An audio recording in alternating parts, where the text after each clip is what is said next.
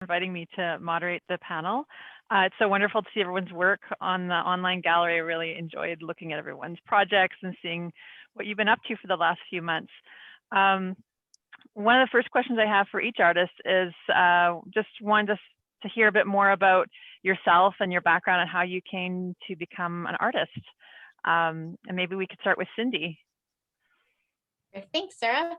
Yeah, I don't know. I don't even know that I ever became an artist. I think it was always just a part of part of me from the beginning. I grew up in rural Manitoba, and I saw creativity in the way that my dad approached farming and problem solving, and my mom as an artist gave me all the tools I need to make that happen. I had a very creative family, and yeah, I was just fostered and encouraged from the very beginning. So yeah, through high school ad art and Red River graphic design, and here I am.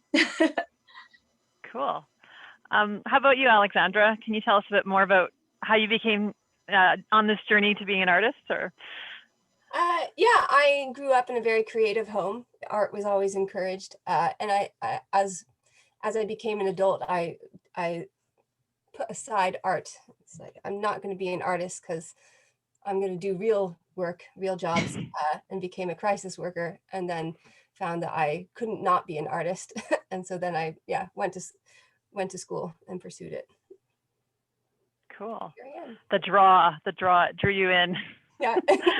Yeah. Kelly Click, how about you? Can you tell us a little bit about your background and how you came to be making work? Well, my earliest memory of art was as a small child. I was fascinated with a mud puddle that I was not supposed to be sitting in, but I often was. And then throughout my life, art kind of came and went. I also, I focused on a career as a practicing midwife and building my own family. And then I just recently retired as a midwife, and I'm back to the mud puddle. And so I'm so excited to and I have so much support from my partner and my family and my friends that diving into that puddle is just so exciting. Excellent. That's great. Kelly Marie, how about you? What brings you to making work? And well, I'd say my background, I was always doing something creative. It took on many different avenues on how I did that. And through raising my family, there was times I had to put some things up and take on different methods. But now that my children are raised, I can now concentrate on it again. And I got back into and joined a local sketch plein air group, and then evolved from there. Very cool.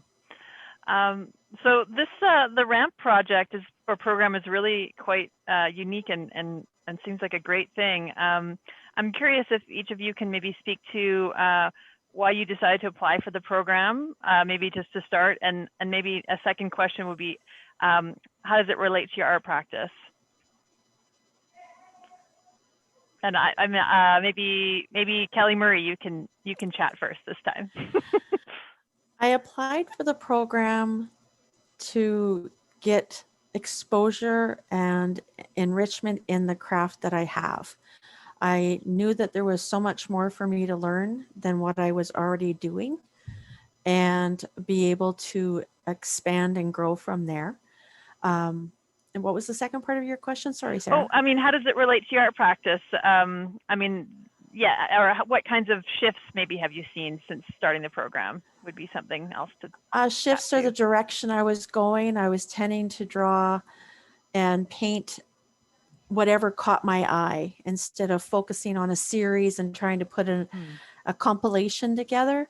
So that made a huge difference for me to learn to focus in a certain direction. And then it's also brought on extra viewers and followers in the social media world because I've kept in that line with that series. Oh, interesting. That's neat. So it kind of helped anchor maybe your practice a bit. Yeah. That's cool. Kelly Click, how about you? What drew you to apply for the program, and how has it shifted or influenced your practice? I was really excited to dive into art when I retired, and with the encouragement of my friends and my colleagues at the art gallery here in Pinawa, they really encouraged me to do this. So I applied, and luckily, thank goodness, I got in. And what it's done for me is a number of things. It definitely has strengthened my commitment to my art. Because, you know, we have a real good golf course here too. So, you know, but the art, I go out for inspiration. It's so gorgeous here. It also legitimized all of our, as emerging artists. I think that's been a really important thing for us. I think we also are feeling like we are artists, and that's really important. The mentorship through Brenna, personally, she's helped me to edit my work.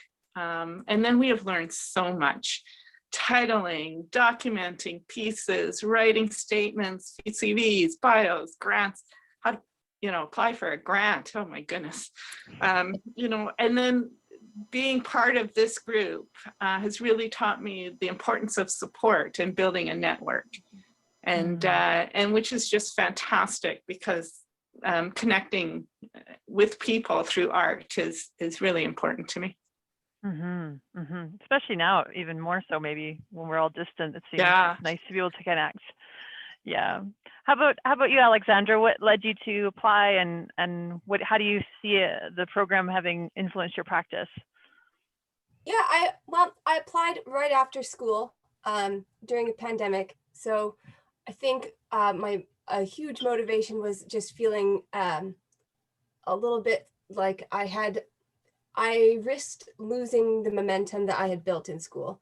And I needed just some support to establish my own rhythms, my own sort of voice. So that was a big motivating factor for me. I would echo what Kelly Marie said and just say, like, the impact on my practice has been to narrow in that critical narrowing in of what it is that I'm trying to say, or focusing on one thing. I have multiple mediums that are all very heavily process bound. And so it can be there if I'm also, yeah, I find it hard to narrow in and focus. So then taking that and then just choosing personal narrative to focus on. And there's enough there, but like, instead of all the topics that I want to talk about. So I would say that's been a huge thing for me. Oh, cool. That focus and that distilling to what the essence is of what you want to make work about. That's very cool. Yeah. Yeah, no, go on. Maybe what I'm learning is that, like, even though I'm only focusing on one particular thing, I'm developing a voice that will be applicable even in the future when I'm not talking about personal narrative. And so that's helpful to rest in that. I'm not letting go of everything. I'll come back to it maybe. That's neat. It's almost like, sounds like you're building like a foundation from which to launch your work from, which is very cool. Very cool. And Cindy, how about you? What drew you to the program, and how has it maybe influenced your work? Yeah, I found out about the program I had a daytime administrative job, and it happened to come through my inbox, and I'm like, oh, well, that sounds exciting. And the deadline is today. So like, I have nothing to lose by applying. And so I just like stayed up that night and got it in right before the deadline. And I was so amazed to find out that I was accepted into it. And yeah, like a lot of echoing a lot of what Kelly Click said, just legitimizing myself, like to call myself an artist. I've been like alongside raising my kids, working as a graphic designer and an illustrator, and always for other people. But this was like, has really encouraged me to find my voice and create my own work, like all from scratch, and to just carve out the time to explore that. So, and yeah, the encouragement of the group has been amazing. Like, we're a very diverse group of artists, but the same insecurities in a lot of ways. And so it's been really great to, yeah, explore this with these ladies. It's been amazing. Cool. So it's like having the structure and also the community Absolutely. it's been a big part. Yeah. Yeah. And even like learning the systems of like being an artist and all the business things that Kelly was talking about, like the writing and that, it's been really helpful. Very cool. Very cool. And then I guess, what has it allowed you to do? I guess we've already kind of touched on this in terms of, it sounds like folks are having, it's been helping to like anchor or like focus in, provide a foundation.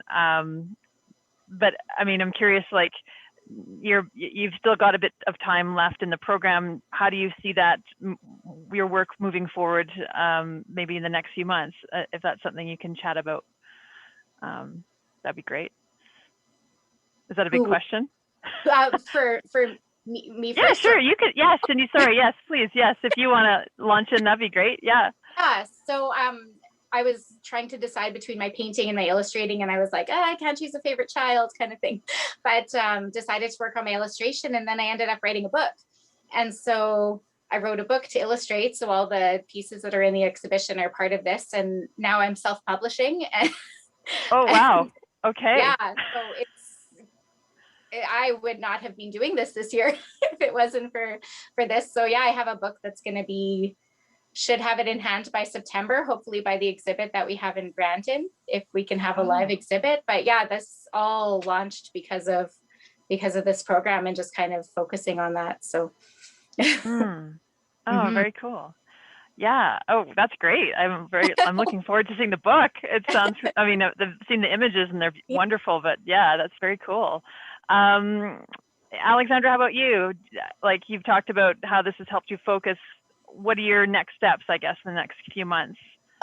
Yeah, absolutely terrifying, because the next step for me in conversation with Brenna is to start like submitting to curators. So submitting like a body of work to curators, and it's like exciting and terrifying. Like, is this possible kind of thing that's happening in my head? So there's like this whole, I suppose it's like this, it's learning that inner dialogue and the ups and the downs of being an artist who's trying to exhibit and maintain like a social context, and like, let alone a pandemic, but like, how do you balance practice and your inner dialogue and your work and keep applying for things like, so learning those things, and then like quelling the fear that rises. And as you sit at your pottery wheel and wonder, is this going anywhere? Why am I doing this? And then and then also elation of like stepping back and being like, yes, this is amazing, I'm so happy this happened. And then like, why have I started?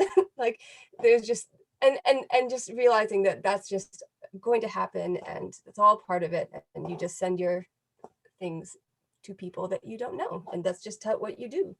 To just have someone say, yeah, it's normal, just do it. And she's like encouraged me to be like, yeah, you got to have like 12 applications out at all time. Right. Okay. we're just gonna jump in. So those are the next steps. Yes, those the admin part, the making the artwork part, and then there's the other part, which we end up spending a lot of time doing. Yeah.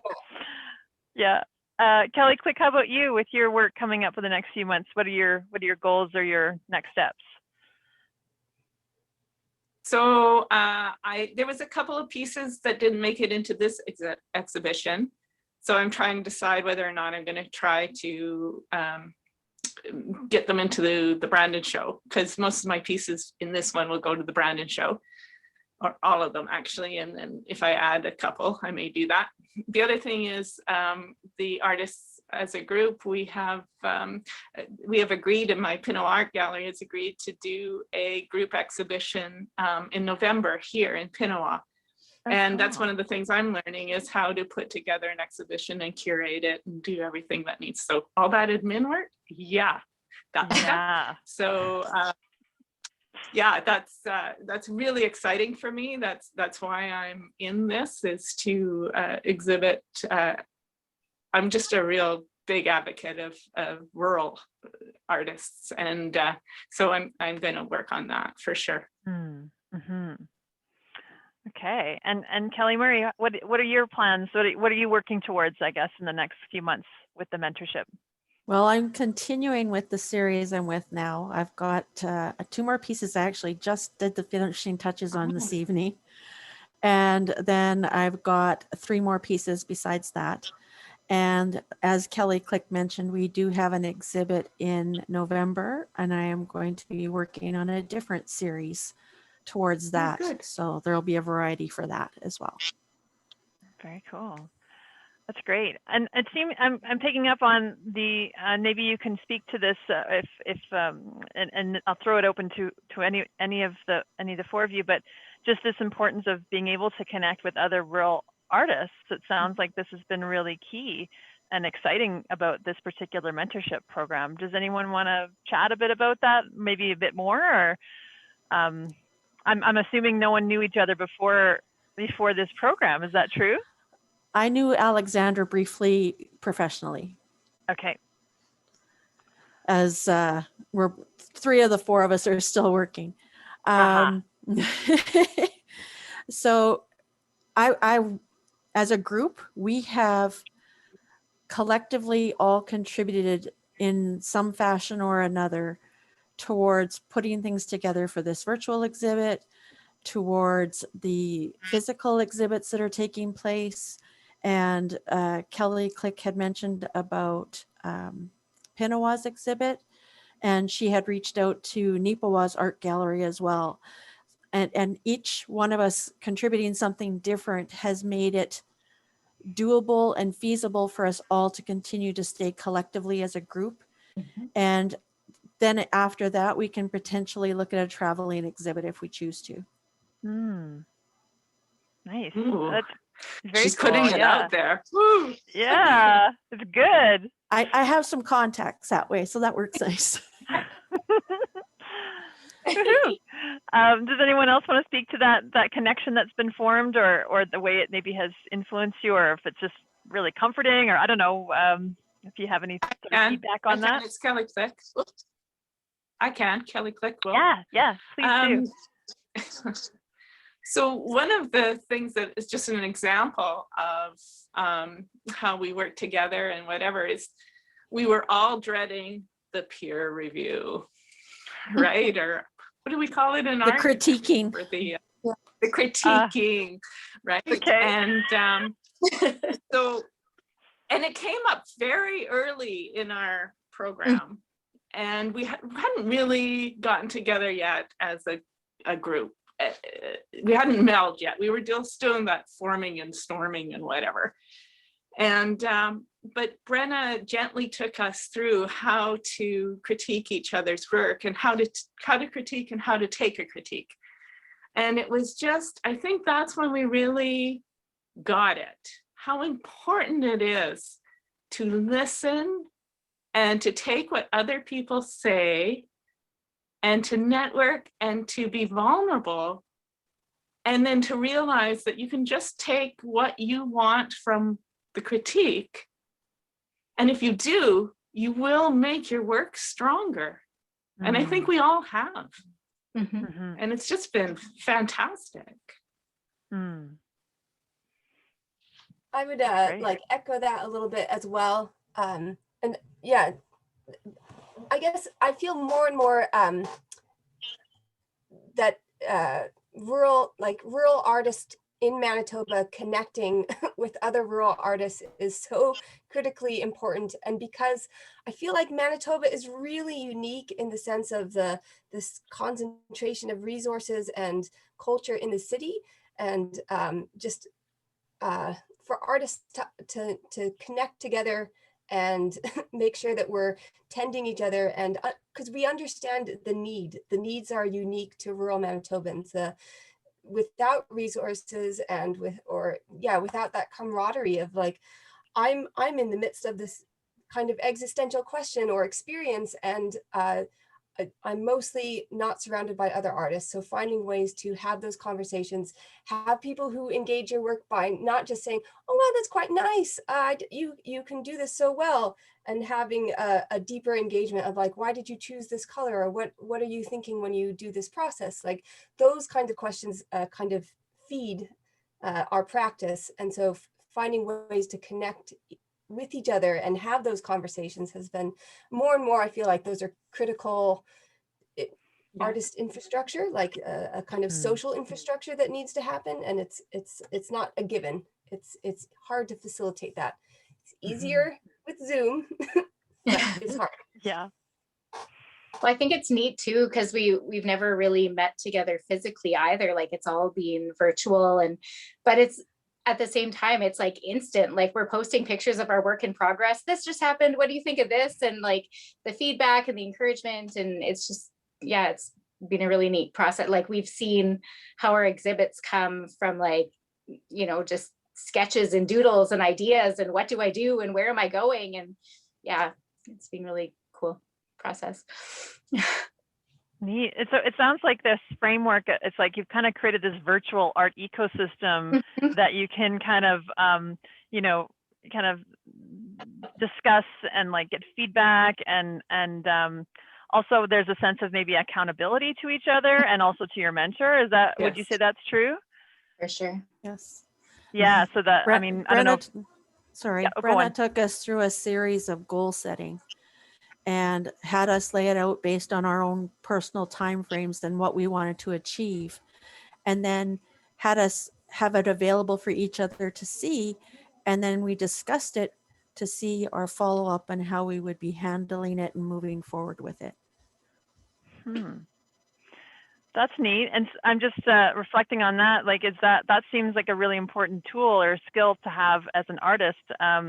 That is very much rooted in the tangible real world kind of, there's deadlines, we need to execute things as, you know, not all like very, like in a very militant way, but just like having a realistic framework of how to make work and get it out there. Is that something that you feel has been a big takeaway with this, with the mentorship? Getting some nods. Yeah, I think also coming from like a university perspective and like the pressure that happens in the university setting can be beneficial for people like me who procrastinate till the last second. So I do need deadlines, but to feel like a pressure that is different. So there are deadlines, but it's a gentle deadline, and it's like a nurturing a self-direction. And I feel like the compression that happens in a university setting can sometimes be a little bit toxic to like, everything is like in structure, like the structure forges you. And this is like helping you, like when you leave, it's like, there's nothing around me. Like I'm just floating in nothingness. Like, so then this is like helping to give like an internal structure that's like self-sustaining, because we can't all run at the deadline pace of like the final semester or whatever. Like it's not sustainable, but finding a sustainable pace that's self-directed. Yeah, the university setting is very set in its time frames, and it's quite artificial, and sounding like generating your own deadlines and your own timelines just allows it maybe a bit more of an organic process that makes sense for you, maybe sounding like, even though there's still a framework. Yeah. Well, and yeah, and that accountability piece, so that you're talking to other people and you're coming together to decide what are we going to do and when. So it's not like the same, not being graded on it, but you're at least like, there's an agreement. It's relationship bound as opposed to like institution bound, I guess. I don't know. I guess I wanted to ask, well, I guess the first thing I'll ask is is a two-parter here, but if you had to choose, or if you could, like, maybe what the biggest takeaway has been so far with the program. And it sounds like there's many things, but if there was maybe one or two really key pieces, what would they be, I guess? And I don't know if anyone wants to jump in, or I can just, maybe Kelly Click, do you have maybe a top two or top three? Well, if I've been keeping a what I've learned list. It's 5 pages long, and to take one or two of those off would be a little bit tough, because you're not only learning in the program, but you're learning by mistakes all the time. So I learned a lot, not what to do, but I would say my biggest takeaway is what I've already really said, is the importance of having a network of peers who can, who are also friends, have become friends, but they're at the same place you are, and they're willing to be vulnerable with you, and just create a safe space with these people that you can get into the nitty gritty details of what you need to do, and know that you're going to come out of any discussions or whatever a little bit richer than when you went into it. And I think that's what really, really important for me. And that's this is my biggest takeaway. Nice. That and epoxy works. And which, sorry? Epoxy works. Oh.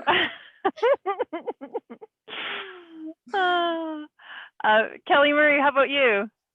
I would takeaways?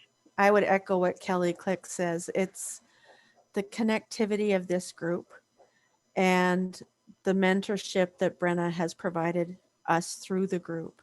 I would think in the normal circumstances when we would have been able to get together in person, that it would have been compacted, whereas this has been spread out, and it's allowed us to develop those relationships and develop that trust amongst each other instead of seeing each other sporadically.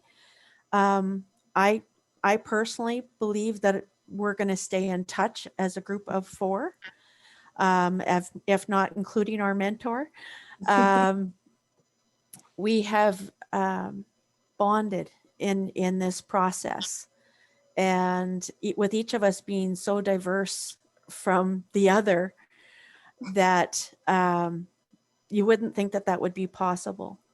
But because we were all at the same starting point, like Kelly Click had mentioned, and had to learn all of the steps. And it's like, well, some of us may have known some things more than another. We would have been weaker in a different area than another person would have been.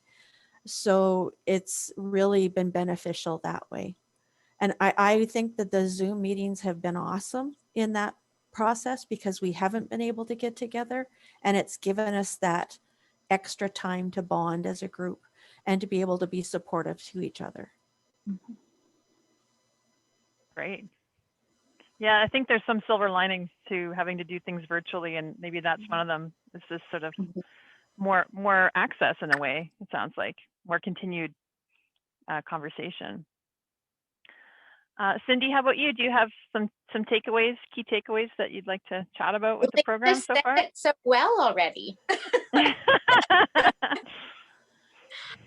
Yeah, one of our first exercise, like early on in our program, was like drawing our inner critic. Yeah.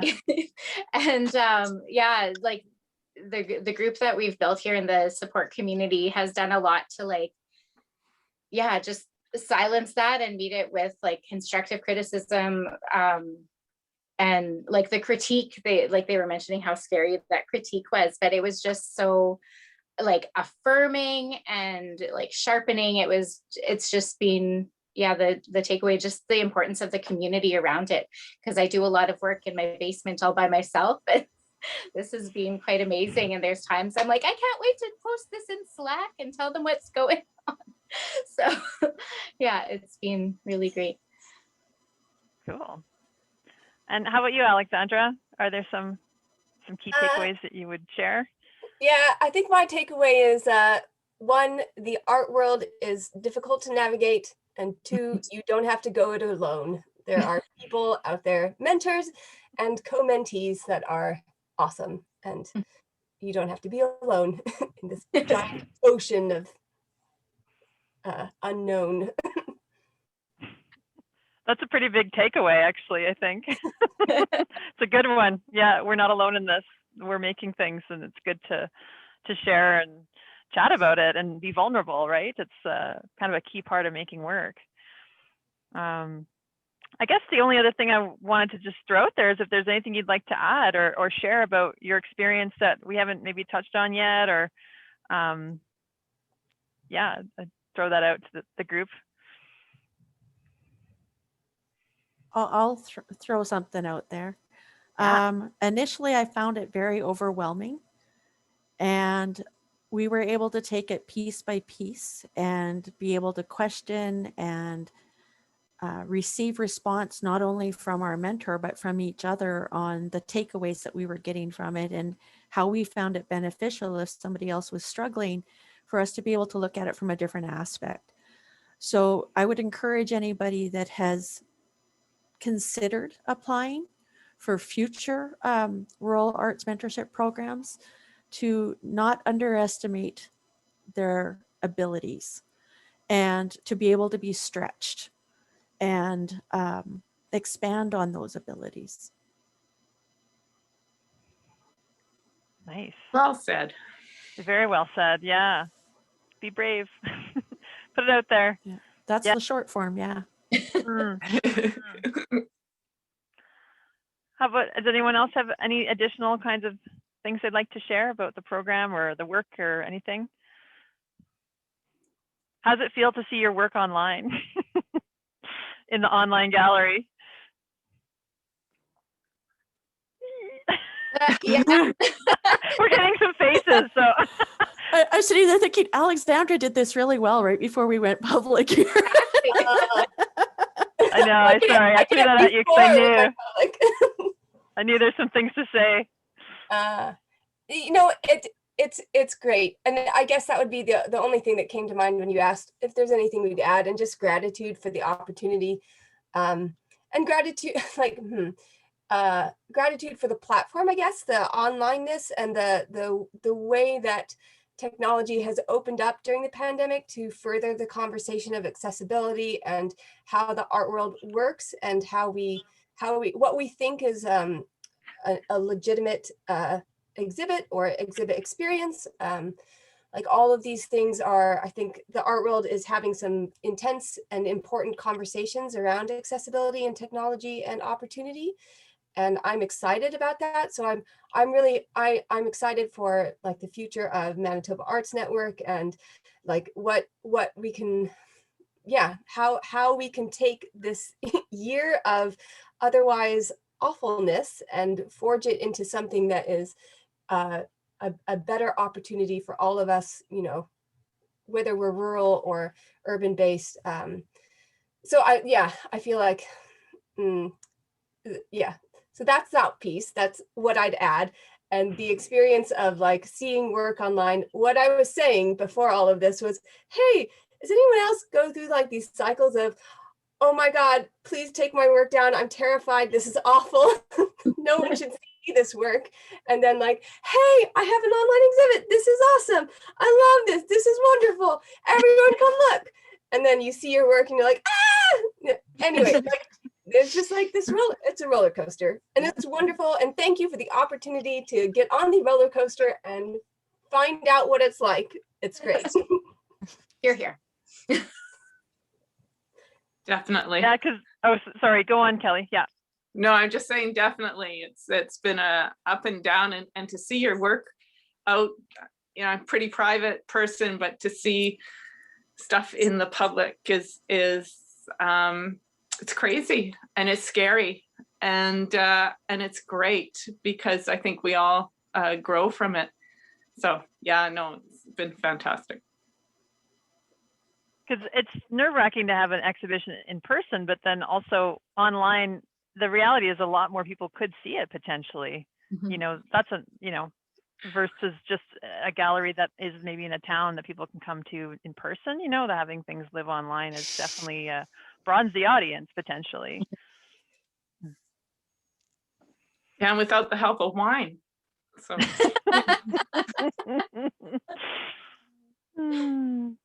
I don't know if you can speculate on this, but with these exciting potential or upcoming, and not just potential, like really happening exhibitions, what do you think it'll be like to actually meet in person and see your work alongside each other in the real world, IRL? Do you have any thoughts, or are you excited, I guess, about it? Yeah. I was thinking about it today. I think I very, very frequently think about it. I just can't wait to meet everybody in person and put together a show. It's just, I mean, that's almost like a rite of passage to become a real artist, is to put on a in-person exhibition, you know? So I'm really looking for that as a ceremony, really, for all of us. And I'm really looking forward to meeting everybody in person. Yeah. Nice.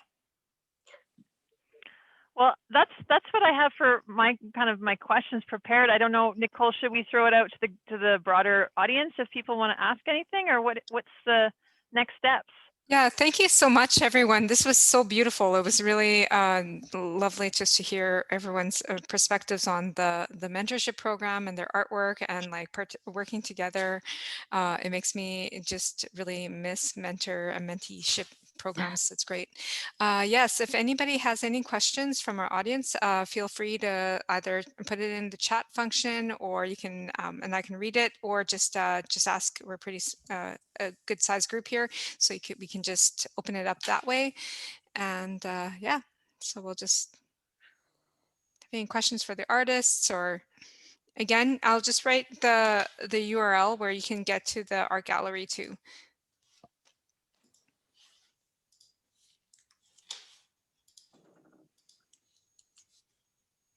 So in the chat, when you can get to the art gallery and you can take a look at the work at your own leisure or anytime.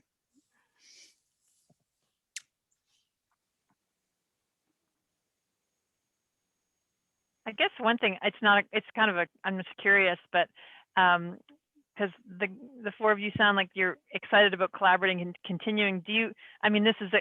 Would you think that maybe this is sort of like a collective? Are you developing sort of that kind of framework for yourself, or do you still see it more of a collaborative kind of dialogue kind of situation? I don't know if that's something to answer or not, but I'm definitely interested in forming a collective. And it's a question of like, how do you do that in rural Manitoba? What does it need to look like? What are the needs, and how do you meet those needs? And then like, how is it different than what like Manitoba Arts Network is already doing? And then how do you work alongside organizations that are trying to support and facilitate art? What I guess, taking a survey of what exists and then what doesn't exist, and then how does a collective fill in those gaps? I think it's just still a question mark in my head as to like how, other than like a digital meeting, yeah, like how it works and what exactly it is. I don't know if anyone else has thoughts. So I saw the word collective today for the very first time, and I was like, oh, that's interesting. So that's as far as I've gotten. Always something new. So many new things.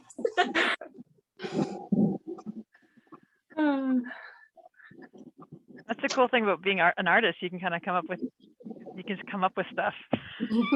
You can decide we're collective, or we're going to do this now. Just like you can do that. It's just kind of cool. With the theme that we came up with of momentum, it allowed us each to speak to our own style of art and creation. And that was what we wanted to do, was be moving forward, because that's, as an artist, you always want to improve, or I keep using the word expand, but it's your knowledge, it's your skill level, and knowledge and skill level are not the same thing. That's for sure. It's your connection. It's your connection to the people around you, as well as the people outside your bubble and outside your network, and finding those different people to work with that. So with the theme that we have right now, we're able to show collectively together. And if we chose to do it moving forward with other exhibits or future exhibits, then we would have to come up with something along those same terms, because our styles are so uniquely different. Not opposed. Not opposed. Not opposed. Always exploring. Always. Yeah, several of us have looked into putting our stuff out there via e-commerce and things like that, as that's kind of where the world's going right now, and determining what the best method of that is, whether it being taking prints of something and expanding it that way, or showing it collectively via other virtual exhibits as well as the in-person ones. We'll see what time tells us and what we collectively talk about.